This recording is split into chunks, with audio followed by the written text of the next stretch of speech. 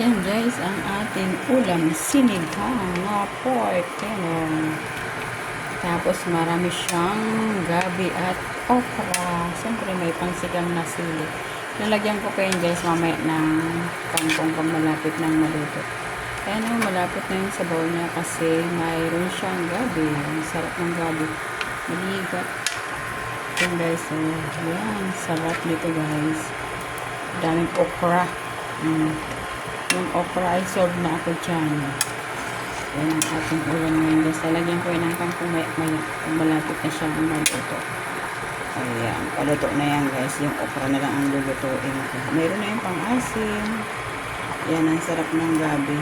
Magpapasarap ang gabi pag sinigang. Sarap guys. Maghigop ng sabaw.